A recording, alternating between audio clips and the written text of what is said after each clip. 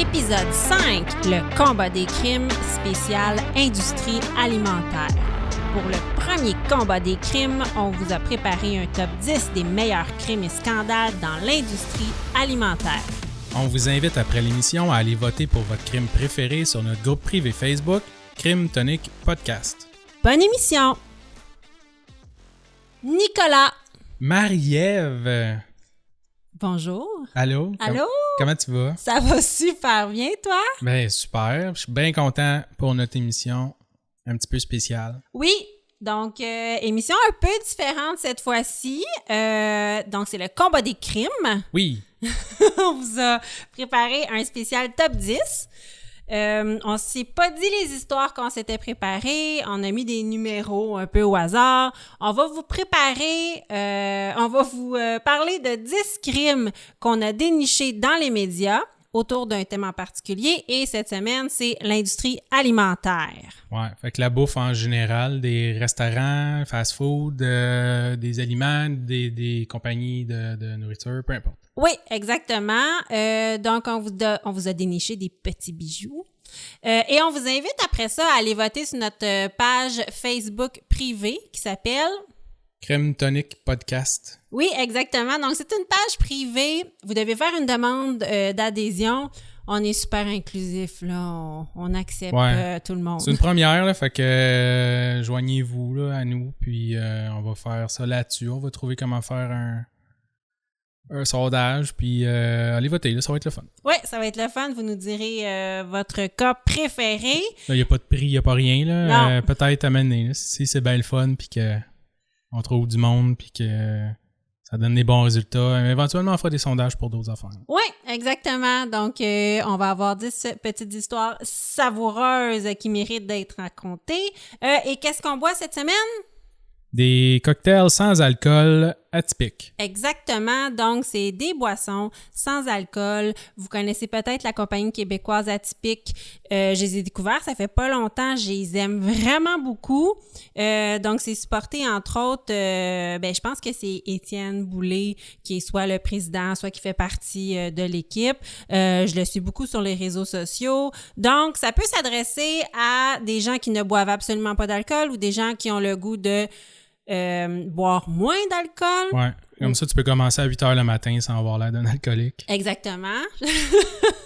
Ça peut être plus désaltérant aussi que juste boire de l'alcool au soleil. Oui. Moi, en tout cas, j'essaie de boire un peu moins d'alcool qu'avant. Fait que je trouve ça le fun d'alterner durant un barbecue avec ces drinks-là.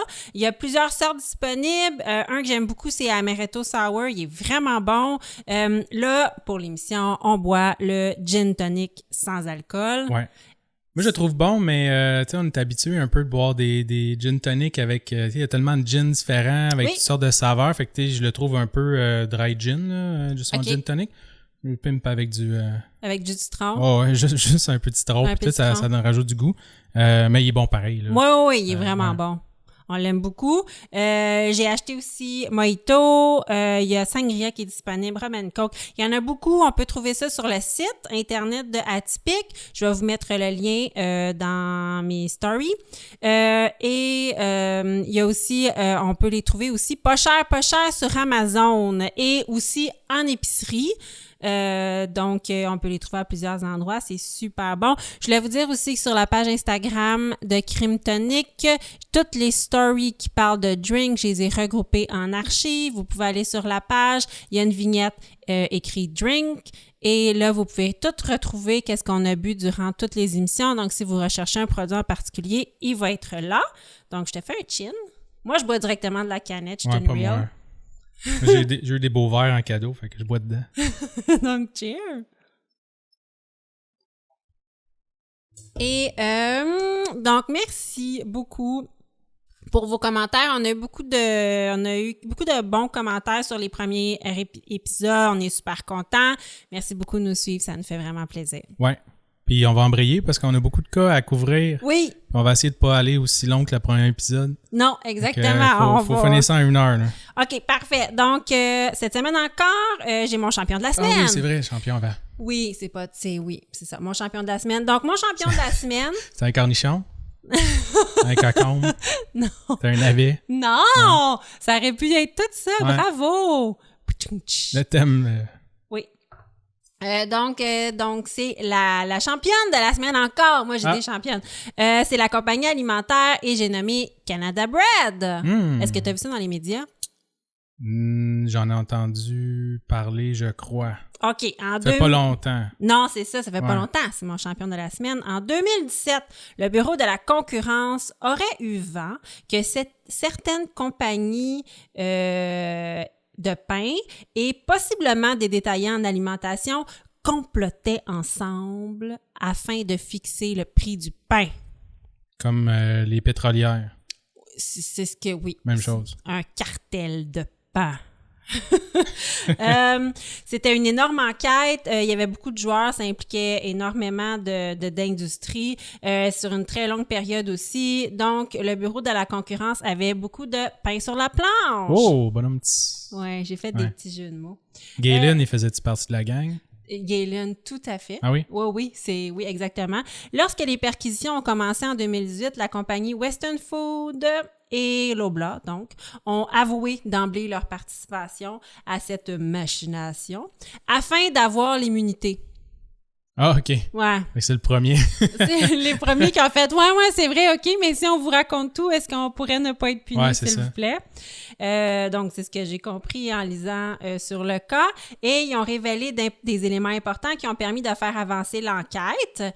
Donc, entre 2007 et 2011, Canada Bread était soupçonné d'avoir participé à rien de moins qu'un cartel du pain avec son concurrent principal, Western Food, afin de monter les prix des miches. Des miches de pain. Des miches de pain en moyenne de 1,50. Bon, on parle vraiment de miches. Oui, c'est cher. 1,50. 1,50, oui. Puis on parle de miches, là, mais la vraie affaire, c'est que c'est surtout du pain tranché et emballé. Oui. Ben, avant d'être tranché et emballé, c'était une miche de pain. Exactement. Fait qu'on parle vraiment de miches. Et 1,50 la miche, là, un pain, ça vaut 3,5 piastres, 4 piastres. C'est vraiment beaucoup, là. C'est le quart, le tiers, ouais. Oui.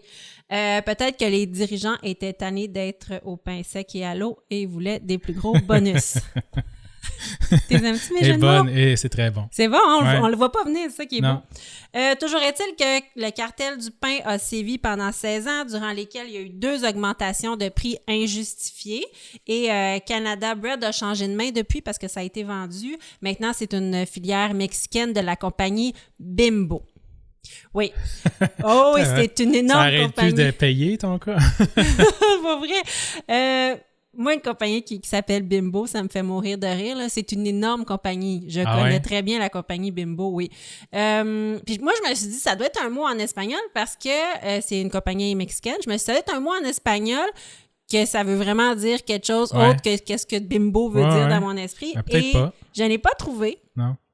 Quand je rentre Bimbo dans Reverso, qui est mon meilleur ami pour traduire tout ce que je veux traduire, ça me bloque momentanément la traduction en me disant que le contenu pourrait être inapproprié. Ah, OK. Oui, donc c'est vraiment la signification française de jeune femme sexy et provocante, souvent artificielle. C'est ce que ça veut dire Bimbo. C'est tout ce que l'Internet me sort. Ouais, si c'est ça qu'ils servent comme produit.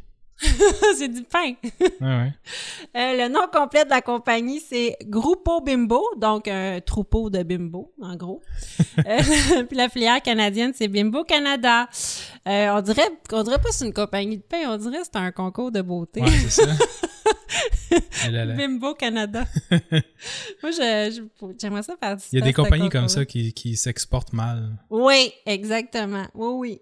Fait que ça n'est peut-être une. Puis c'est une grosse compagnie, là. C'est 126 000 travailleurs. Oh wow. C'est énorme, là, Bimbo.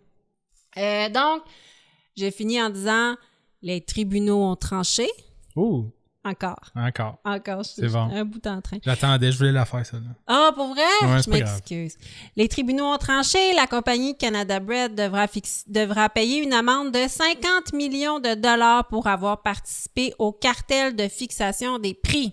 Ils sont pas emballés. Oh! Ils sont pas emballés. Je l'ai pas. Oh, c'est beau. Merci. Merci de finir ça. Oui, de rien. C'est une belle note. J'essaye. OK, donc on commence. Ça, c'était mon champion de la semaine. Et là, on commence, parce que c'est un top 10, Oui. avec le numéro 10, Nicolas. Numéro 10. Numéro On reste pas bien loin. Non? Non, OK. avec le pain. OK, vas-y. Moi, je te parle de 12 pouces, 5 $. Ah! On adore ça, 12 pouces, 5 $. C'est une belle campagne que Subway avait lancée en 2008, fait que là, ça me rajeunit pas. Campagne marketing fabuleuse qui a vraiment fonctionné avec un jingle 12 pouces, 5 $, qui, en plus d'être couronné de succès, ça l'a permis de faire des jeux de mots douteux là, pendant des années. Oui. En 2013, par contre, Doctors Associates Inc., qui est la compagnie derrière Subway, sont les franchiseurs, et reçoivent une poursuite pour leurs pratiques de vente et campagnes publicitaires trompeuses. Ah, OK. Ouais.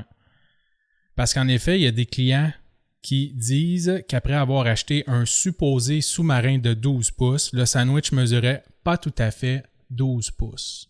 Ah, mais ça, des fois, je veux juste dire que ça se peut dans la vie que tu te fasses promettre une certaine longueur puis que ça arrive pas après. C'est bien décevant. Ça arrive... Nous, les filles, là, des fois, ça nous arrive, puis tu sais, c'est ça la vie. Donc, je veux juste dire ça, c'est tout. On va enchaîner. Enchaîne. Ouais.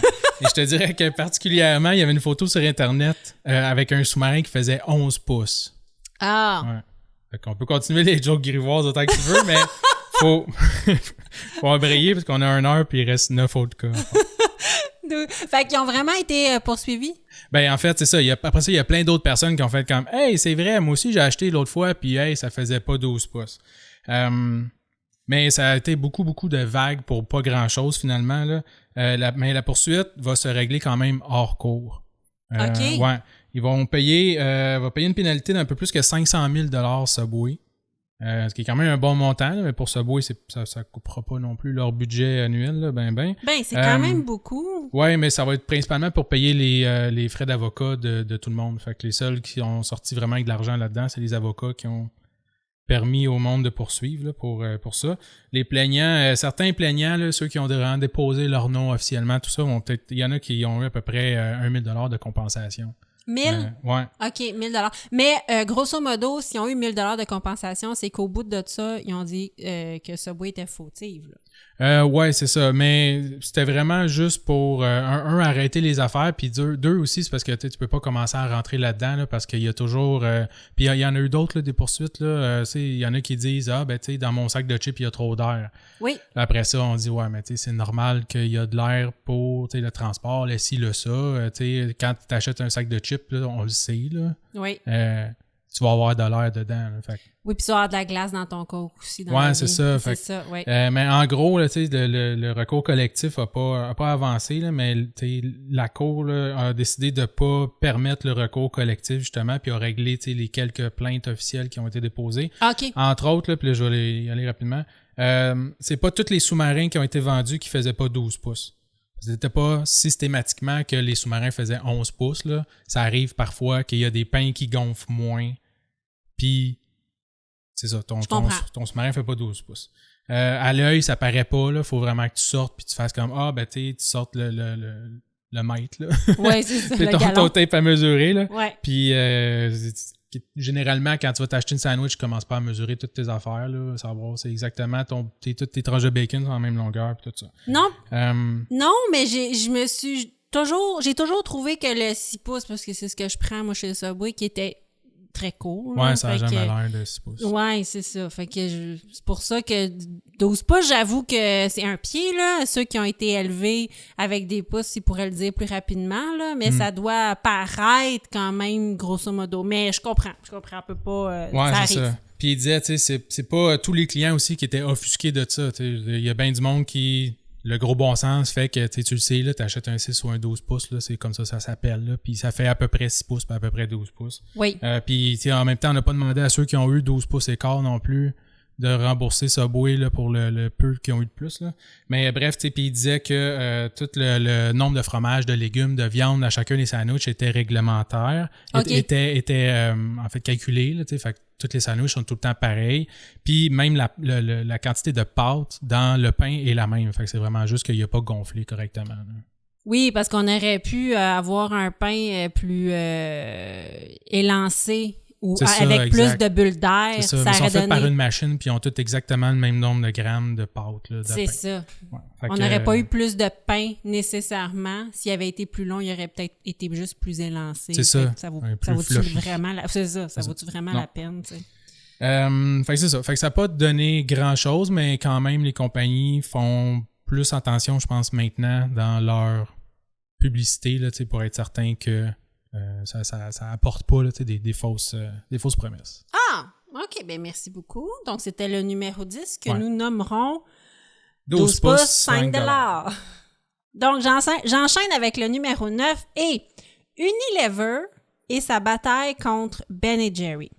Donc, Unilever, c'est une énorme compagnie basée en Angleterre dans les secteurs alimentaires et santé-beauté aussi parce qu'on associe beaucoup Unilever à la marque Dove, Axe, mais c'est aussi Lipton, c'est aussi la marque Knorr et la marque Hellman. La compagnie vaut 8,2 milliards de dollars en 2022. C'est vraiment gros, Unilever. Quand Unilever a décidé d'acquérir l'entreprise de crème glacée Ben & Jerry en 2000, il était très bien stipulé dans les documents que, oui, Ben & Jerry fusionnait avec Unilever et il était acheté par Unilever, mais se réservait tout de même le droit à une certaine indépendance d'action afin de poursuivre sa mission et sa raison d'être. Parce que Ben & Jerry, c'est une entreprise particulière qui a une mission très forte. Sa mission a toujours été au cœur du succès de la compagnie. C'est quoi la mission? Mais c'est ça, c'est qu'on parle du capitalisme comme un système qui ne crée pas des opportunités égales pour tous les humains. On prend possession contre les armes à feu, on redistribue les résidus de la production dans les fermes, beaucoup d'économies circulaires. Quand même. Oui, beaucoup de choix pour l'environnement puis des solutions durables avant le profit. Okay. Vraiment, là, ils font beaucoup d'actions. Donc, quand ils ont été achetés, ils se sont donné le droit à une certaine indépendance d'action pour poursuivre leur mission. Sûrement que Unilever se doutait pas à ce moment-là que l'indépendance allait vraiment être mise de l'avant. Quand le CA de Ben & Jerry allait prendre position, tiens-toi bien, dans le conflit israélo-palestinien. Ouais, rien de moins. C'est le genre d'affaire que tu touches pas avec une perche de 20 pieds. Oh oui, c'est vraiment épineux, là. Ouais. En effet, Ben & Jerry vend leurs produits en Israël depuis 1984 partout sur le territoire et précisément dans la région de West Bank, une région très controversée dans le conflit israélo-palestinien parce que la région de West Bank et l'accord qui a été fait pour la formation de cette région-là est considéré comme illégal sous les lois internationales. C'est un territoire qui est très contesté. Donc, en 2022, le contrat avec le distributeur en Israël devait être renouvelé, puis Ben & Jerry a mis fin à sa relation d'affaires sous prétexte que de vendre de la crème glacée dans ce territoire-là ne reflétait pas ses valeurs. Donc, il n'a pas renouvelé son contrat avec le distributeur qui était nommé American Quality Food. Donc, American Quality Food, American Quality Products, AQP. Okay. Donc, AQP, pas contente de ça, se fait couper les vifs, poursuit la compagnie maison mère de Ben & Jerry, qui est Unilever. Unilever se dit, Unilever est comme, OK, regarde, on va vous vendre la branche israélo-palestinienne à vous, à American Quality Product. Pour que ça fasse plus partie de Ben & Jerry. Exactement. Vous allez pouvoir continuer à exploiter cette branche-là, puis ça va plus faire partie de Ben & Jerry. Puis on va vous la vendre sous un nom hébreu, qui a aucune connexion à Ben & Jerry, puis tout le monde va être content. Oh non, Ben & Jerry. C'était pas assez pour eux autres. Non, donc Ben & Jerry poursuit Unilever parce qu'elle souhaite annuler la vente de sa branche israélo-palestinienne. Israélo-palestinienne, j'ai besoin avec ce mot-là, excusez-moi. Ça doit être le gin tonic. Oui, ça doit être déparler. Je déparle. Parce que même si la vente de cette branche-là est faite sous un autre nom, ça ne cadre pas avec ses valeurs. Puis Unilever soutient tant qu'à elle que Ben & Jerry a outrepassé ses droits puis que prendre des décisions commerciales qui ne cadraient pas avec ses valeurs quand elle a décidé de prendre parti dans le conflit. Fait que carrément, elle, ce qu'elle argumente, Unilever, c'est que pouces, mais pouces égales. Tu es quand même sous Unilever et si on a décidé qu'on prenait cette décision-là commerciale, ben, suis la parade. Ouais, c'est eux autres qui décident. Et voilà. Non seulement c'est rare, mais c'est inusité qu'une compagnie poursuive sa propre maison mère. C'est quelque chose qu'on voit très rarement. Parce que je sais pas, il n'y a pas de gagnant, il n'y a pas de perdant. Tu t'auto-poursuis. Oui, c'est ça. Donc, je conclus. En août 2022, un juge américain a finalement permis à la compagnie mère Unilever de vendre sa branche en Israël contre la volonté de Ben & Jerry. Mais juste te dire, la compagnie Ben & Jerry n'a pas pour autant cessé de défendre ses valeurs haut et fort. Au début juillet 2023, donc ce mois-ci, elle a souligné la fête du Canada en tweetant « Au Canada, our stolen land ». Dans le cadre du mouvement #LandBack, qui fait la promotion par le fait même d'une pétition visant à inciter le gouvernement du Canada à redonner les terres volées aux Premières Nations.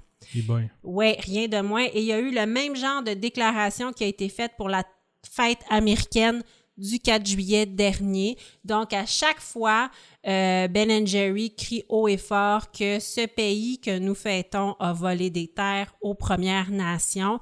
C'est extrêmement fort comme prise d'opinion, puis c'est pas quelque chose que je suis contre ou que je veux m'exprimer actuellement, c'est juste que pour une compagnie, prendre position comme ça, il faut des couilles. Là. C'est controversé. C'est pas le genre d'affaire qui laisse personne indifférent. Exactement, et plusieurs Américains ont crié au boycott de la marque et Unilever a perdu 2 milliards de valeur boursière le mois dernier à cause du boycott. J'ai contre-vérifié, j'en revenais pas. 2 milliards parce que les Américains veulent boycotter Ben & Jerry et Unilever. Oui. Donc, c'était mon numéro 9, Ben & Jerry et Unilever. Wow. On enchaîne avec le numéro 8. Le numéro 8. Qu'as-tu pour nous? Une petite introduction. Vas-y, je t'écoute. À l'automne 2013, tout le monde pleure dans la ville de Irwindale, en Californie. Non, personne d'important est mort. Le collège local n'a pas perdu un championnat de je sais pas quel sport. En fait, c'est là qu'on retrouve l'usine de fabrication de la fameuse Sriracha. Ah, OK. Ouais, à Irwin, en Californie. La Sriracha est faite en Californie? Ouais. OK, moi, je pensais que c'était authentiquement asiatique. Ben, le propriétaire est asiatique. Là. Ah, OK, c'est juste que c'est... Mon Dieu, c'est le monde à l'envers. Ouais. C'est une sauce asiatique qui est faite aux États-Unis. Ouais. Bon, j'exagère, là, c'est pas toute la ville qui pleurait, mais il y a beaucoup de citoyens qui se plaignent d'une odeur provenant de l'usine très forte, puis ça fait piquer les yeux, puis tout ça, c'est invivable. Là. OK, attends, excuse-moi, ils pleuraient pas d'émotion, ils pleuraient physiquement, les yeux leur coulaient. Ouais, c'est ça. Je comprends. L'odeur très forte et infecte qui causait de l'irritation aux yeux et aux voies respiratoires aussi. Dans toute la ville? Dans une circonférence là, alentour de l'usine. Là. OK. Ouais, puis c'était difficile à vivre, là, puis ils devaient rester à l'intérieur le plus possible. Fait que, les citoyens, ils trouvaient ça pas cool pantoute. Puis l'usine, en fait, l'odeur proviendrait du processus de transformation des piments. OK. Ouais. Fait que, ça devait pas être la première année. Là. Je sais pas ce qui est arrivé cette année-là, là, mais bon, ça a vraiment causé des problèmes. La ville va poursuivre l'usine, demandant à ce que l'usine règle le problème. Il y a des inspecteurs qui sont venus faire des tests, mais ils disent qu'au final, il n'y a rien qui semblait hors norme. Là, le particules par million, whatever. Là, l'odeur, puis la qualité de l'air, tout ça, il ne semblait pas hors norme.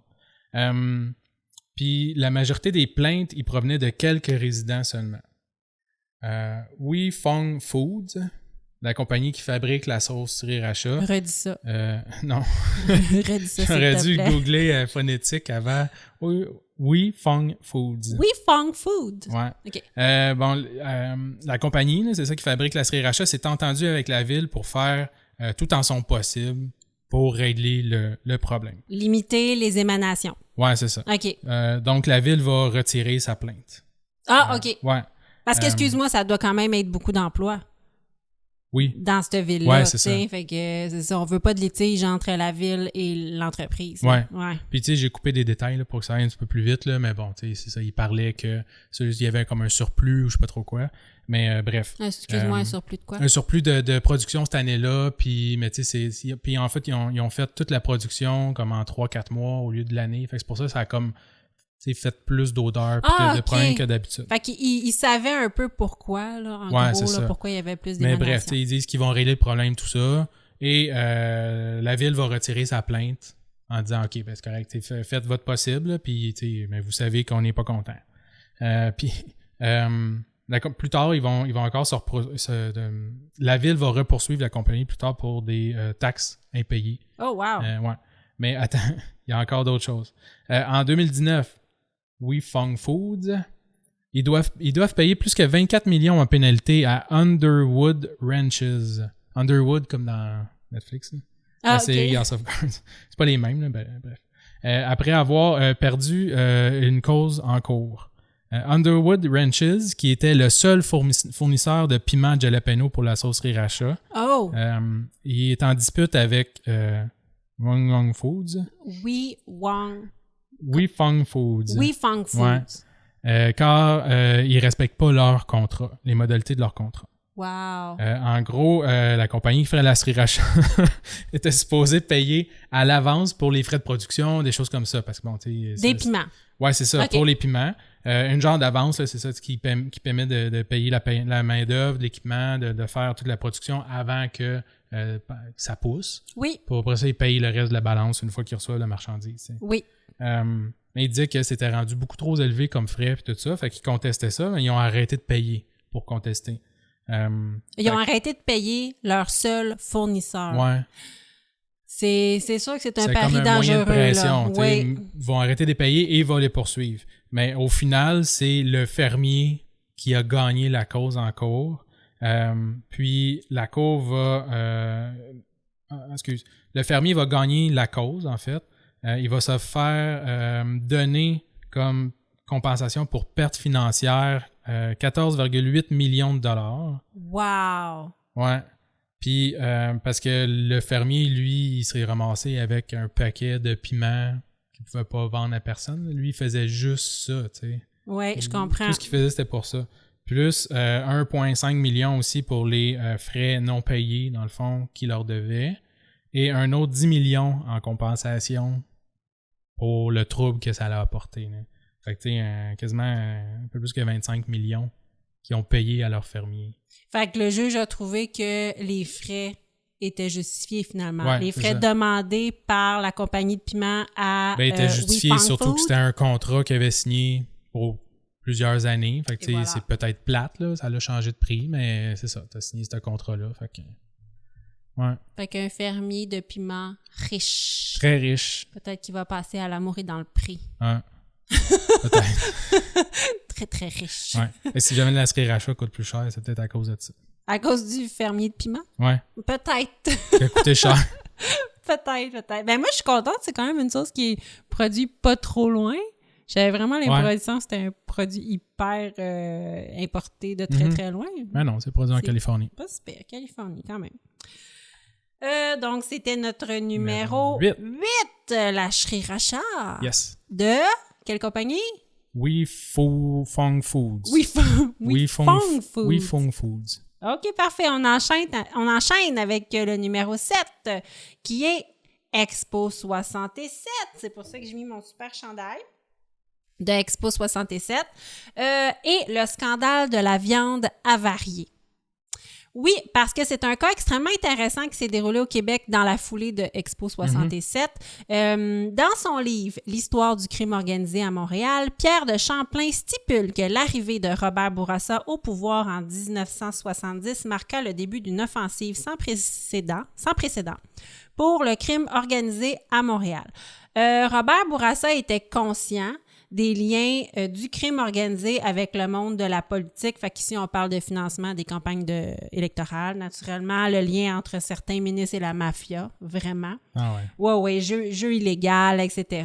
Mais Robert Bourassa ne voulait pas de commission d'enquête parce qu'il avait peur qu'on assiste à juste du name-dropping, puis il avait peur des conséquences, là. Il était un peu...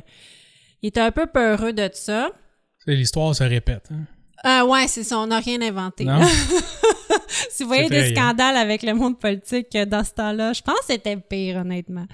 Donc, la CECO, la Commission d'enquête sur le crime organisé, a fini par voir le jour à titre préventif. Donc, c'est comme le compromis qu'on a fait parce qu'on savait que des révélations finiraient par sortir d'une manière ou d'une autre. Fait pourquoi, dans ce temps-là, on fait une commission d'enquête, on lave notre linge sale en famille, puis il n'y a jamais d'accusations qui sont portées.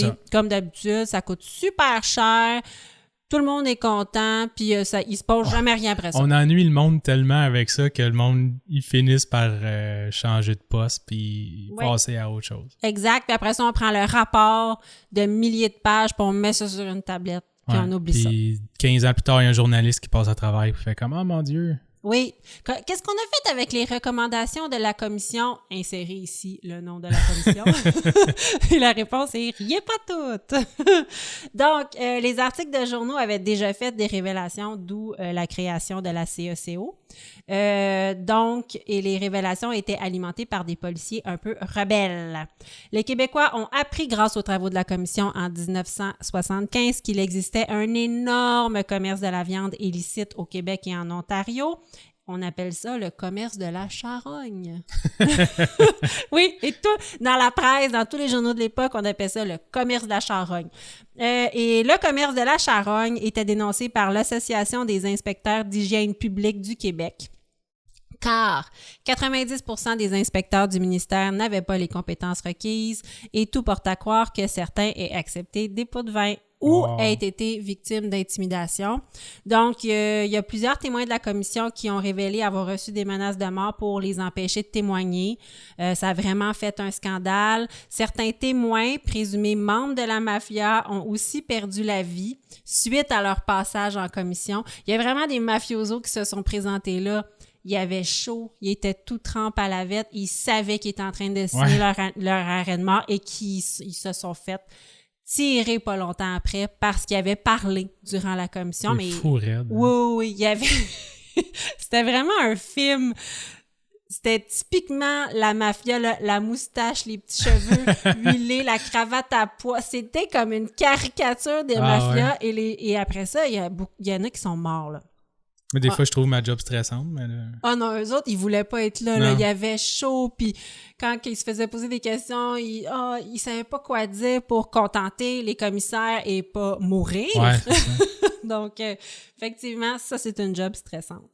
Les révélations des témoins de la commission nous ont appris que la viande avariée devait être systématiquement marquée au charbon de bois, qui lui donnait une couleur sombre, naturellement, afin de signifier qu'elle était impropre à la consommation, mais les blocs de viande étaient congelés, puis la partie marquée au charbon de bois était sciée après ça, afin d'utiliser le reste. Ben oui. Puis pour être sûr d'avoir aucune perte, on teignait la viande avec des produits chimiques. Ah ben oui, pourquoi pas. Puis après ça, on a même teint la partie marquée au charbon de bois pour leur donner une belle couleur rouge.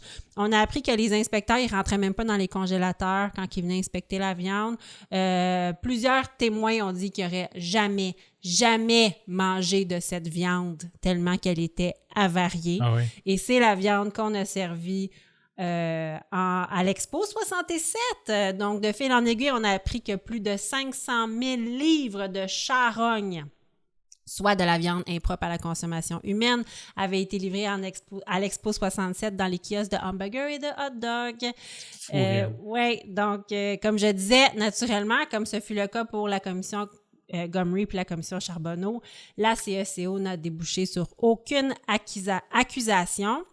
Et ce qui a été mis en preuve devant une commission d'enquête ne peut être évoqué au tribunal. Ouais, c'est ça. C'est pour ça, même si les enquêtes policières indépendantes, elles, peuvent mener à des accusations.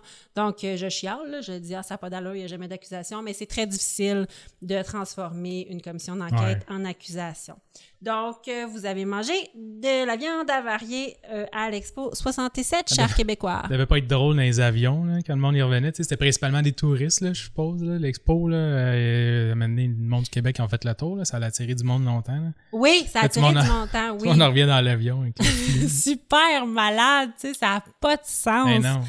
Ah non, ça m'a vraiment écœurée, là. Il disait vraiment que la viande était complètement impropre à la consommation humaine, là. C'était... Les gens, ils décrivaient là, ce qu'ils faisaient avec la viande, puis comment elle restait au soleil, puis... C'est pas très ragoûtant. Donc, c'était notre cas numéro 7, l'Expo 67 et le scandale de la viande avariée au Québec. On continue avec le numéro 6, Nicolas. Le numéro 6... C'est un vieux cas, numéro 6. Ah oui? Ah ouais, j'étais allé chercher ça dans les archives. Ah yes! Ouais, c'est de loin le plus vieux cas que je pensais jamais que j'allais faire. J'adore. Ouais, un petit peu d'histoire, OK? En 1883, ça fait longtemps, le 21e président des États-Unis, Chester Alan Arthur, il signe une nouvelle loi tarifaire.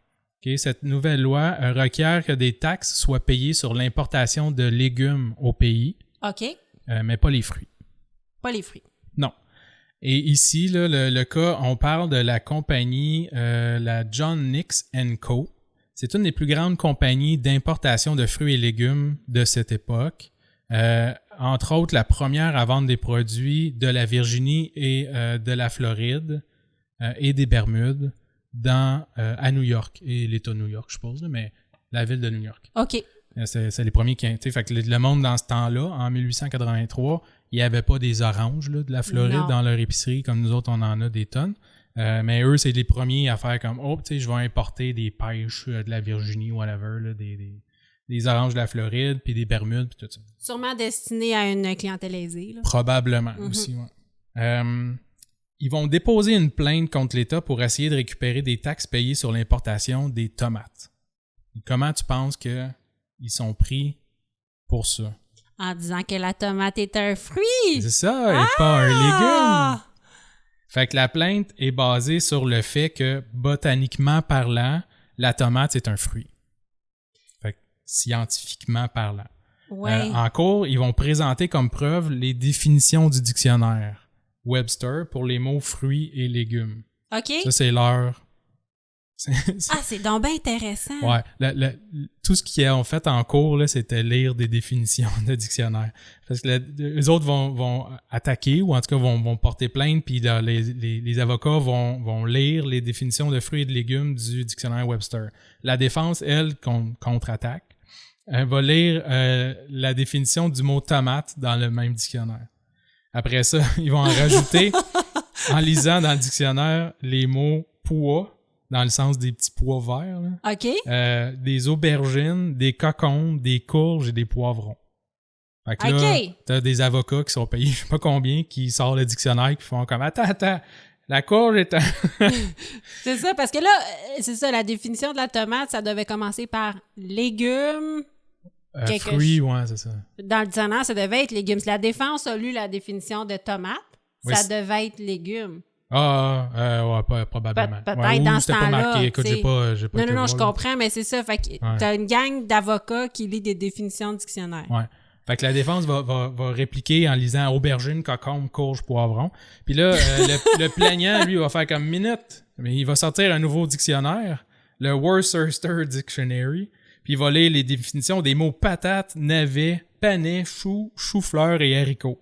Le juge devait capoter. Là, le juge, la cour, sûrement flabbergasté par toutes les nouvelles connaissances qu'il venait de faire, va juger que, en fait, la tomate, c'est un légume si on se fie à l'utilisation habituelle et la perception générale de la population plutôt qu'à une définition scientifique du mot.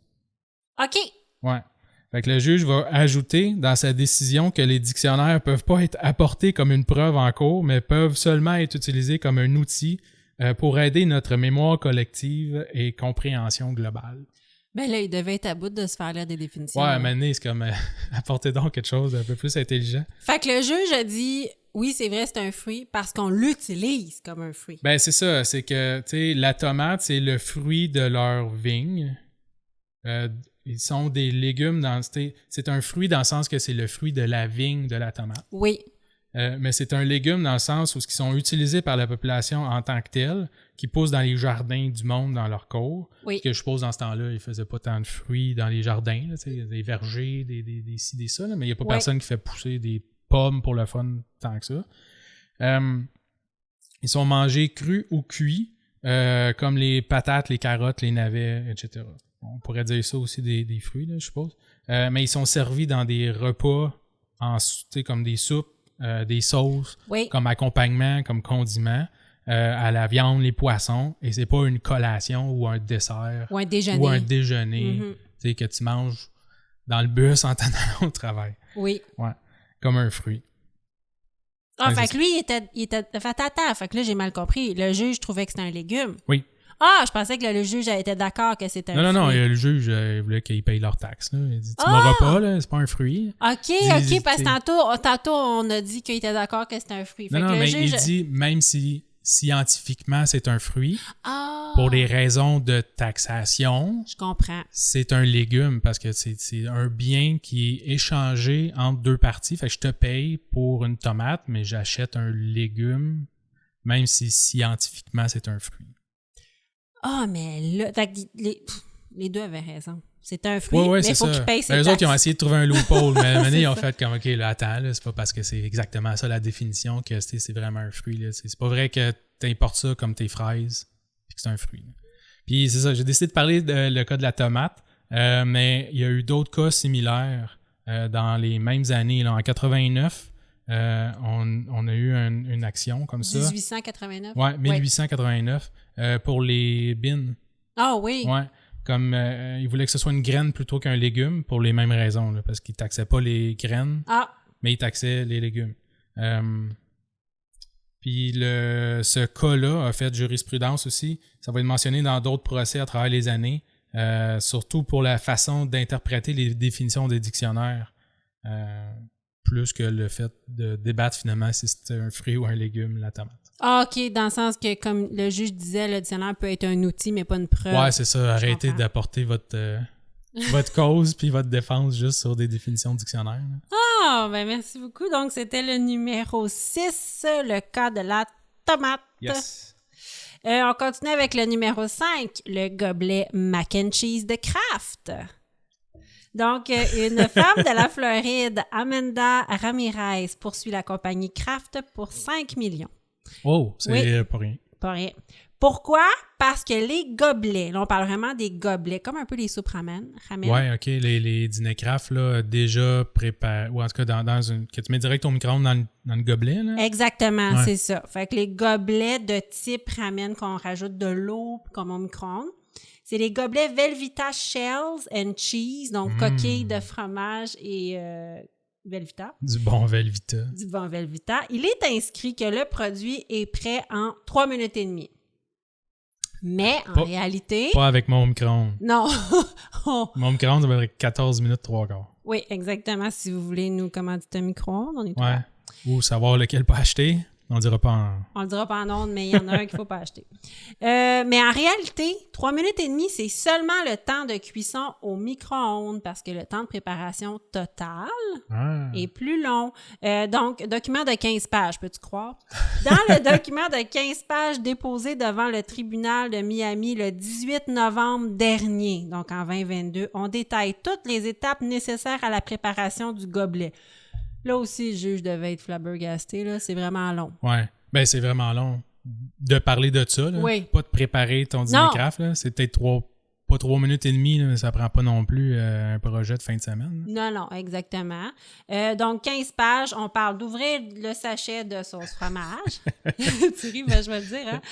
Ouvrez le sachet de sauce fromage, ajoutez l'eau, la cuisson au micro-ondes, qui est 3 minutes et demie, l'incorporation du contenu du sachet et il y a aussi l'attente. Pour vrai, il faut que tu attendes pour que la sauce épaississe. OK. Fait qu'il n'y a pas juste de l'ajouter, il faut comme il y a un temps d'attente. Donc, selon Amanda Ramirez, Kraft nuit à la confiance des consommateurs. Rien de moins. Ouais. Depuis que j'achète ça, moi, c'est ça, je fais plus confiance en personne. Exactement. Ouais. Tu as perdu ton cœur d'enfant, hein? Oui, c'est ça. Exact, depuis que tu achètes des gobelets. Ouais. Je me suis fait mentir par les compagnies trop souvent. Maintenant, je fais tout moi-même. Exactement. Tu fais plus confiance à personne. Donc, Amanda Ramirez engage donc une poursuite de 5 millions, mais je veux juste dire, c'est une action collective pour les intérêts des consommateurs. Les intérêts des consommateurs de ces produits dans 10 États américains. Donc, c'est pas 5 millions pour elle. Là. C'est comme c'est une action collective. Pour l'action. Ouais, elle est supportée par une équipe juridique dont l'un des membres est Spencer Sheehan, un avocat spécialisé dans les poursuites alimentaires qui soutient que les compagnies font trop souvent de la publicité mensongère puis que les consommateurs méritent mieux. Et attention, Maître Spencer Sheehan remplit 3 poursuites par semaine pour des compagnies alimentaires. C'est des cibles faciles. Hein? Oui. Puis lui, il en fait un cheval de bataille. Là. Ouais. Il fait juste 3 par semaine, ça n'a pas de sens. On parle contre Kellogg parce que leurs Pop-Tarts aux fraises ne contiennent pas de fraises. Ah oui. Contre Betty Crocker parce que leur biscuit au fudge ne contient pas d'ingrédients essentiels pour faire du fudge, c'est-à-dire du gras de lait. Contre Frito-Lay's, car leur Tostitos Hint of Lime n'utilise pas assez de vrai jus de lime. Contre Coors, parce que leur boisson Visi Art Sizzler Mangue et Ananas, parce que leur emballage suggère que la boisson est une source de vitamine C équivalente au fait de vraiment manger des fruits. Ah ben oui. C'est comme un Sizzler. C'est toutes des affaires où ce que t'achètes en disant « j'ai hâte de manger des bonnes fraises dans mes Pop-Tarts », puis tu sais... amène-moi ça ici, ton Coors mangue, que je prenne ma daily dose de vitamines. Ben, c'est ça qui arrive, tu sais, c'est des choses personne qui s'attend à ça, là. À moins que tu veuilles te faire de l'argent dans une poursuite. Ouais, ben, il y a personne qui s'attend à ça, mais c'est vrai que les compagnies, des fois, ce qu'ils disent sur leur étiquette ou sur leur... C'est vrai qu'à un moment donné, il y a une limite, là. Tu sais, c'est des Pop-Tarts aux fraises. Il n'y a pas de fraises. Ouais, il faut protéger les gens crédules. Peut-être. Ouais. Mais tu sais, s'il n'y a pas de fraises, peux-tu vraiment appeler ça des Pop-Tarts aux fraises? Mais ça goûte les fraises. Ben là, c'est ça. Il faut t'écrire à saveur de fraises. Ah ouais. Tu sais, c'est pour ça que... et contre 120 autres compagnies qui utilisent l'appellation vanille parce que le produit n'est pas fabriqué avec des gousses de vanille ou de l'essence de vanille véritable. C'est de la vanille artificielle. Donc, juste... La vanille, c'est 120 compagnies. Eh boy. Ouais. Fait que quand je te dis 3 par semaine, là, c'est rien de moins. En tout, il est au cœur de plus de 400 poursuites judiciaires contre des compagnies alimentaires. Spencer Sheehan. Pas besoin d'arrondir ses fins de mois. Hein. Ben, je sais pas s'il gagne, mais il fait que ça dans sa vie. Ouais. Ça doit prendre du temps. Oui, c'est ça. On lui souhaite beaucoup de succès si ça fait pas augmenter encore les produits à l'épicerie. Ouais. Donc, c'était mon numéro 5 qui est Kraft et les gobelets de mac and cheese. C'est à toi. Numéro 4. Numéro 4? Ouais. Hey, je reste dans les tomates, moi. OK, good. Ouais. Puis là, j'ai une autre question existentielle pour toi. Vas-y. Est-ce que le ketchup est un légume ou un condiment? Ah, ben là, le ketchup, c'est un condiment. Ouais. Moi aussi, je trouve, là. Mais... Peut-être pas. Ouais, ça dépend. J'ai jamais dit aux enfants, là, faut manger vos légumes, voici 1 litre de ketchup. Une tasse et demie de ketchup. Finis ton ketchup, sinon t'as pas de dessert. Oui, exact, j'ai jamais dit ça. Mais on va retourner aux États-Unis. Nos voisins du Sud, on est en 1981. C'est la présidence d'un président que j'ai déjà parlé à l'épisode numéro 1. Si Reagan. vous vous en souvenez, Ronald Reagan. Reagan. Ouais. À l'épisode numéro 1 qui avait, excuse-moi, félicité un petit garçon qui est un champion de Pac-Man. Oui. Si vous n'avez pas écouté l'épisode numéro 1, c'est fabuleux. Ouais. Allez voir ça. Donc, Reagan, après avoir augmenté le budget de l'américaine d'environ 33,8 milliards de dollars. Attends, j'ai pas entendu. Après avoir augmenté quoi? Ils vont augmenter, à son entrée à la présidence, il va augmenter le budget de l'armée américaine. Ah, l'armée! Ouais, de 33,8 milliards. Wow! Il va couper de 25% les taxes des plus riches. Il va couper de 30% le budget des programmes pour fournir des lunchs aux enfants défavorisés dans les écoles. Oh, mon Dieu! Ouais. Fait que là, la USDA, qui est la United States Department of Agriculture, qui s'occupe du programme, eux autres, pour les enfants, pour apporter de la nourriture dans les écoles et offrir des lunchs sains. Oui, l'équivalent du club des petits déjeuners, mettons. Genre, ouais, c'est ça. Il va se retrouver avec un beau problème sur les bras. Il doit réussir à fournir des lunchs qui vont respecter les normes nutritionnelles. Avec 30% moins de budget. Ah, c'est bien horrible, pour vrai. Puis, tu sais, la bouffe, ben on le sait, à force de se faire poursuivre comme ça, ils augmentent leur prix à chaque année. Ouais. Fait que la USDA ont une super bonne idée. Peut-être que certains autres aliments qu'ils achètent déjà et qu'ils fournissent dans les plateaux, ils peuvent servir à compter pour les portions de légumes. Ben non! Ouais. Fait que, exemple, la relish et d'autres condiments concentrés de légumes comme le ketchup. Fait qu'ils se sont dit, on peut plus mettre tant de légumes dans les plateaux, mais what if? On va dire que, mettons, pour la quantité de ketchup que je te mets, ça me coûte une demi-tomate. Fait que je vais dire que tu as un demi-légume dans ta portion. Puis dans ton hamburger que je te donne, ben il y a 2 cuillerées de relish, puis ça vaut genre tant de légumes aussi. Là. Fait que là, en tout et partout, tu as une portion. Si je mets le sachet de ketchup, le sachet de relish, puis c'est poche. Mais bon, quand le projet a été présenté au public, parce que dans une démocratie, c'est ça qu'on doit faire. On doit présenter les projets de loi puis les faire voter. Ben le monde sont crié scandale puis ont fait ça pas d'allure. Je sais pas. Même, ça veut dire que même en 81, où est-ce qu'on n'avait pas des notions alimentaires comme maintenant, là, ils savaient que ça n'avait pas de bon sens. Ouais, c'est ça. Fait que le cook en arrière, il fumait sa clope en faisant le hamburger pour le gars au primaire, mais ils n'ont pas le droit de compter le ketchup comme un légume. Oui. Pas mal ça. Puis il y a même des membres du Congrès qui ont protesté, incluant un certain John Heinz. Ah! Ouais. Heinz de la Heinz Company, qui est un congressman. Là, oui. Je n'ai pas le mot en français. Sénateur. Sénateur, oui, c'est ça. Un sénateur qui annonce haut et fort que le ketchup est un condiment et que c'est pas un légume. Et puis que si quelqu'un est bien placé pour confirmer, ça devrait être lui. Tout à fait. Il doit avoir une certaine expertise dans le ketchup. Ouais. Fait que finalement, la législation n'a pas passé. Okay. Donc, le ketchup n'est jamais devenu un légume. Ils ont opté, par contre, pour une approche différente, qui ont appelé ça le offer versus serve. Donc, offrir versus donner, ou servir. OK. Fait que dans le sens que tant qu'il offrait la possibilité de manger le nombre de légumes requis et ne le mettait pas directement dans le plateau, fait que si l'enfant ne demandait pas d'avoir son légume, ben eux autres, ils sauvaient de l'argent. Oh! Ouais.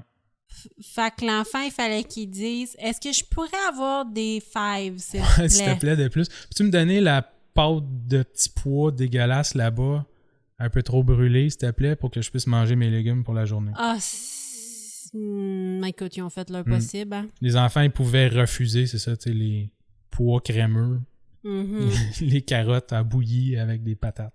Je comprends. Fait que quand ils se faisaient servir, c'était vraiment du cas par cas, t'en veux-tu de ça? Puis l'enfant souvent disait non, fait qu'ils économisaient. Ouais. Mais au moins, c'était offert. Ouais. Puis j'ai d'autres petits cas aussi pour la USDA. En 90, un peu en catimini, là, sans le dire à personne, ils ont donné un passe-droit aux compagnies de repas congelés en permettant de mettre 2 cuillères à soupe de pâte de tomate concentrée dans leur plat plutôt qu'une demi-tasse de légumes.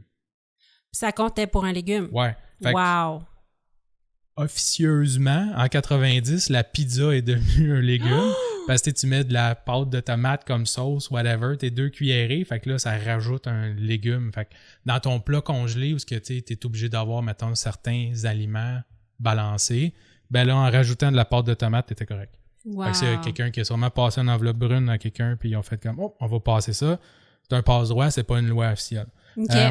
Plus récemment, en 2011, sous l'administration Obama, en fait, l'administration Obama elle-même a tenté de renverser la règle pour rendre les lunchs du programme meilleurs pour la santé, puis remettre le règlement en tant que volume plutôt que quantité de produits concentrés. Oui, je me rappelle de ça parce que Michelle Obama était très impliquée dans la lutte contre le junk food. Ouais. Junk food dans les écoles, vraiment énormément, là. Puis c'était comme la lutte contre l'obésité aux États-Unis. Michelle Obama était hyper impliquée là-dedans. Ouais, c'est ça. Ils ont essayé de montrer un petit peu le ridicule de tout ça, de la même façon que ça avait été fait dans le temps, là, avec le ketchup, en disant justement que la pizza, c'était maintenant un légume à cause de la pâte de tomate. Mais ça n'a pas fait assez de vagues, autant que dans les années 80 là, avec le ketchup. Donc, ça a été voté au Sénat, puis Obama il a été obligé de signer la loi qu'il avait voulu défaire. Là, mais au final, c'est lui qui signe, là, mais c'est pas lui qui décide. Là.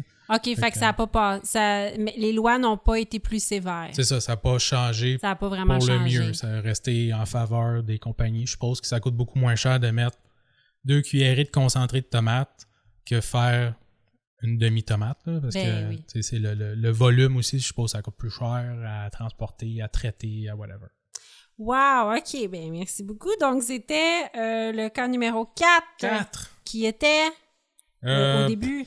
C'est le ketchup est-il un légume? Le ketchup est-il un légume? Ouais, ça va être le titre. Good. J'enchaîne avec le cas numéro 3, qui est les sushis léchés au Japon. Nom, nom, nom. En janvier 2023, donc vraiment un cas très, très récent, un adolescent se serait filmé dans un restaurant de la chaîne Sushiro au Japon en train de lécher une bouteille de sauce soya et de lécher des sushis qui étaient destinés à d'autres clients. Wow. Donc, l'histoire ne dit pas si l'adolescent est un client, un employé, s'il a juste été, comme on appelle, sur la passe, là, où est-ce qu'on donne les assiettes aux clients, puis qu'il a juste fait ça. Mais bref, il s'est filmé. Mais toujours est-il que la vidéo s'est retrouvée naturellement sur les internets et que la chaîne de restaurants japonais s'est retrouvée au cœur d'un gros scandale alimentaire. Wow. Et quand je dis un gros scandale alimentaire, la chaîne Sushiro, c'est immense. On ne connaît pas ça ici, là, mais c'est immense. L'entreprise a perdu l'équivalent de 16 milliards de yens en bourse, qui équivaut à 150 millions canadiens, et a dû faire des changements drastiques au niveau de la salubrité dans ses 600 restaurants. Arrêtez de licher les sushis. C'est pas de leur faute, là. C'est un tata qu'ils ont engagé, là, qui met du pot en arrière puis qui a fait ça, qui lichait des sushis. On sait pas si c'est un employé. C'est même pas dit que c'est un employé, ça peut être un client. Fait que quand je te parle de faire des changements au niveau de la salubrité, ça peut être, exemple, s'assurer que la passe où est-ce que les plats ne soient absolument pas accessibles. Mais quand tu mets des portes automatiques avec mettons une carte magnétique à l'entrée de l'arrière de 600 restaurants, ah oui, ça coûte un bras. Donc, c'était au coût de 90 millions de yens. Ouch. Pour rétablir la confiance du public. Eux, ils étaient comme en situation de crise, là. Puis ce qu'on voit, c'est ça, c'est quelqu'un qui lèche des plats destinés à d'autres clients. Eux, il fallait qu'ils gèrent la crise. Fait qu'ils ont investi, en plus de perdre des millions en bourse. Donc, ils ont vraiment investi beaucoup. Naturellement, la compagnie a engagé des poursuites contre l'adolescent, que l'on qualifie de vandale, hein, nécessairement, puisque ayant posé un geste dans le cadre d'une campagne de terroristes alimentaires qui ciblait les sushis au Japon. Fait que c'était comme une campagne qu'il y a beaucoup de gens qui se filmaient en train de faire des choses comme ça. Ouais, parce que là, ça a pogné. Fait que là, tout le monde s'est dit, on va faire des niaiseries nous aussi. Fait que c'est un mouvement d'entraînement. Là. Avec l'Internet, c'est facile. Ouais, puis là, c'est pas dit, là, mais c'est genre un défi TikTok. Là. Ouais, c'est ça. Tu sais, c'est sous-entendu que c'est un genre... C'est moins inoffensif que le planking, mettons. Oui, exactement. Il y a d'autres défis TikTok qui sont moins dangereux. Ouais. Pour que le planking, c'était assez dangereux. On s'en reparlera peut-être à mener. Oui, parce que je veux faire un spécial influenceur et un spécial, défi TikTok, effectivement. Mais ce défi-là, vraiment, c'était du terrorisme alimentaire. L'adolescent, rempli de remords, tu te doutes bien. À ce temps qu'il se fait pogner, il y a des remords. C'est sûr. Il est représenté par un avocat qui soutient que les pertes des restaurants ne peuvent pas être directement reliées à cet incident-là, mais plutôt à la concurrence féroce de l'industrie. Et là, ça me fait rire parce que c'est comme s'il disait « Ah oui, tu sais, vos restaurants vont vraiment mal, mais c'est une coïncidence avec le fait que mon client s'est filmé en lichant vos plats. Ça n'a pas rapport, vous êtes juste pas bon. » Donc, c'était... Il n'y a pas de cause à effet entre le fait que, genre, t'as mis des photos que des millions de personnes ont vues que tu lichais des sushis. Oui, puis la débandade de la chaîne alimentaire. Ça allait arriver de la chaîne de restaurants, c'est ça. C'était mon numéro 3 qui s'intitule « Sushi léché au Japon ». Je te laisse aller avec le numéro 2. Le numéro 2! Vas-y! Que je n'endosse pas du tout, OK? Fait que tenez-moi pas pour... responsable de whatever. Le titre... OK, je vais dire le titre. Là. C'est pas moi qui dis ça, c'est le titre de mon Ah oui, fais attention. De mon cas. La place des femmes, c'est dans la cuisine. Oh! C'est horrible. Ouais. Je peux pas croire que toi, tu dis ça alors que t'es le roi de faire la vaisselle. On est lundi le 8 mars 2021. OK. C'est quoi le 8 mars? C'est la Journée internationale des femmes. Des femmes, oui. Pour souligner l'événement, Burger King lance une bourse d'études qui s'adresse aux femmes qui veulent pousser dans le domaine de la cuisine à devenir chef. Parce que, en tout cas, je l'ai plus tard, là, il y a vraiment peu de femmes dans des postes importants dans les cuisines, là, en tant que chef. Là, les femmes sont représentées comme à 25%. Oui. Bon. Fait qu'eux autres, ils lancent une bourse pour aider les femmes à faire des études supérieures pour devenir chef. Chef en restauration, ça, c'est la compagnie Burger King. Ouais. Parfait. Burger King, United Kingdom, UK, vont annoncer le tout avec un fabuleux tweet qui s'intitule « Women belong in the kitchen ». Puis, par la suite, envoie un deuxième tweet tout de suite après. OK. C'est pas dans le même tweet, là, c'est un deuxième quelques secondes plus tard. Puis là, il rajoute If they want to, of course, yet only 20% of chefs are women. Et annonce le lancement de leur bourse d'études. OK, traduis-moi ça. Fait que c'est le deuxième tweet. Fait que le premier, c'est les femmes, la place des femmes, c'est dans la cuisine. Leur deuxième tweet après, c'est de dire si elles le veulent, bien sûr, seulement 20% des chefs sont des femmes. Puis après ça, il y a des détails sur leur bourse d'études et tout ça. Leur bourse d'études. Qui lance pour la Journée de la femme. Super bonne initiative. Oui, pour aider vraiment les mal femmes. Exécutée. Oui, oui, vraiment mal exécutée. Ouais. Et c'est des bourses pour financer les études des femmes qui désirent aller en cuisine. C'est fantastique. Exact, c'est ça. Et là, la tweetosphère explose. Surtout que, parce que le premier tweet qui a été retweeté 20 fois plus que le deuxième, parce qu'ils l'ont pas fait dans un tweet qui, même à ça, tu sais, un tweet, il y a un nombre, une limite de caractères, là. Mais même les deux tweets ensemble fitaient dans un seul, fait qu'il aurait peut-être dû faire ça, ça n'aurait pas été cité hors contexte. Fait que tu sais, là, les gens, ils voient ça, c'est retweeté partout. Burger King UK disent que les femmes, ils devraient rester dans la cuisine, Le monde, il demande des excuses, ils insultent la marque, ils vont monter aux barricades, annoncent des boycotts, là, tu sais, tout le kit. Et je rappelle, on est la journée internationale de la femme. Ouais, c'est ça. Puis le plus drôle là-dedans, c'est qu'ils ont lancé une campagne aussi dans les journaux. Fait que, tu sais, il y a la même chose dans les journaux, mais au moins, c'est sur la même page. Même page. Mais en gros titre, là, tu sais, en caractère 128, Women belong in the kitchen. Puis après ça, tu sais, en plus petit, le reste du paragraphe, tu sais, qui explique tout ça. Fait ça se retire pas en plus, là. Mais bon, fait que tu sais, c'est une super bonne initiative, mais un stunt là, vraiment mal exécuté. Même si ça a déjà fonctionné pour d'autres personnes, là, c'est pas la première fois qu'on fait des espèces de faux scandales comme ça. Là. Oui. Ils vont finalement s'excuser 12 heures plus tard sur Twitter et 600 000 retweets après de leur fameux Women Belong in the Kitchen. OK, il y a 600 000 personnes qui ont retweeté. Juste la petite portion pas bonne pendant 12 heures pour que Burger King finalement fasse des excuses. Puis après ça, ils vont retirer ça. Là. Complètement. Ouais. C'est Puis ils vont finir par un tweet d'excuses qui dit « We will do better next time ». On va faire mieux la prochaine fois. Est-ce que tu sais s'il y a des autres entreprises qui ont repris ça pour... parce que des fois, je sais que Burger King puis Harvey's ou McDonald's, surtout McDonald's, se taquinent énormément. Fait que même quand ils font des bons coups, ils se taquinent. Des mauvais coups, ils se taquinent. Ces deux-là, ça n'a aucun sens. Surtout Burger King, McDonald's. Là. Ouais. Je vais faire des recherches. J'aimerais ça savoir. Peut-être. Je suis sûre... D'habitude, McDonald's aurait sauté dans le tas. Pour rire d'eux autres. Mais d'habitude, c'est jamais méchant. Non, c'est ça. Mais là, c'est Burger King UK seulement. C'est pas non plus Burger King là, à tous les pays internationaux, whatever. Là, c'est juste eux autres là-bas. Mais effectivement, ils auraient pu sauter là-dessus quand même. Là. Oui. Peut-être que le monde voulait aussi faire comme ouf. Pauvres eux autres. Tu pognes quelqu'un sur une publicité intéressante, là, pas genre parce que c'est enfargé puis qu'il est tombé la face première dans un bac de clous. Là, oui, mon Dieu, il voulait peut-être pas s'en mêler non plus. Hein? Donc, c'était... Numéro 2, les femmes. La place des femmes, c'est dans la cuisine. Par Burger King. Oui, par Burger King. Pas par toi. Non. Non, toi, t'es féministe. Enchaînons. J'ai pire. Ah non!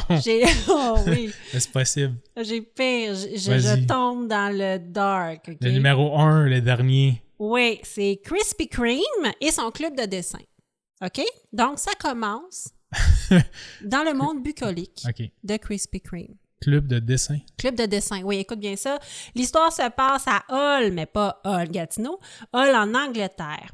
En 2015, un franchisé de la chaîne de restauration rapide Krispy Kreme, donc les beignes, vous connaissez les beignes Krispy Kreme, c'est super bon. Un franchisé voulait créer différentes activités autour de sa marque durant la semaine de relâche pour garder les enfants occupés. Fait que des fois, on voit ça, l'Aubla, il offre des petits cours de cuisine durant la relâche scolaire. Donc, c'est ça. Eux, ils se sont dit, on va créer quelque chose à tous les jours. Il va y avoir comme une petite activité pour les enfants. Les parents vont venir chercher du café, des beignets. On va repartir avec une boîte de beignes. C'est ça, exactement. Ça va être le fun. On va créer de l'engouement. Il a donc créé le Krispy Kreme Club, qui est très cute.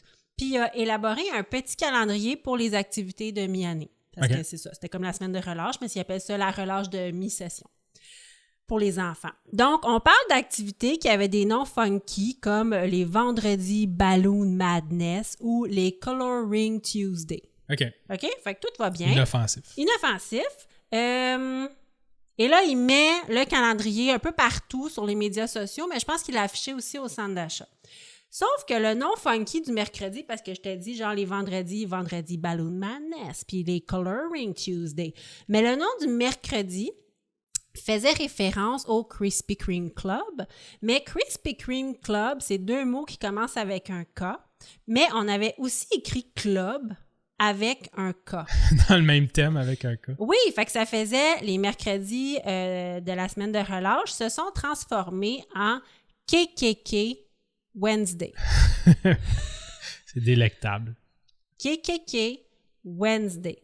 Et c'était vraiment écrit ça sur le calendrier. La publicité des activités de la relâche sur Facebook fait scandale parce que les gens voyaient une référence directe au groupe suprémaciste blanc, je pourrais le dire, le Ku Klux Klan, qui est un groupe suprématiste blanc, qui est reconnu pour ses actes de violence perpétrés envers les Afro-Américains. Là. Oh oui, non, c'est pas drôle. Extrêmement violent, là, le KKK.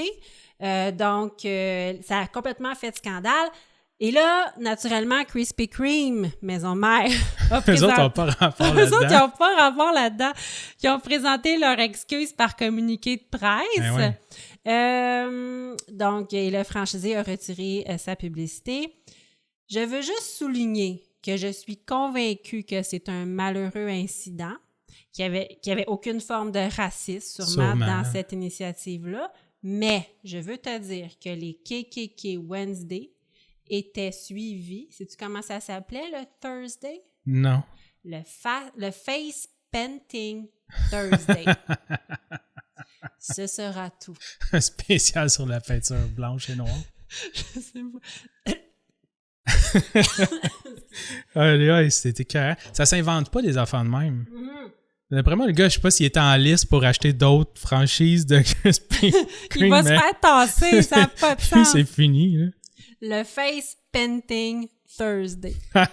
Ouais, donc on sait aussi que se peinturer la face, on n'est pas supposé faire ça maintenant. En tout cas, parlez-en bien, parlez-en mal. Mais... ça, c'est un petit peu trop extrême, ça, je pense.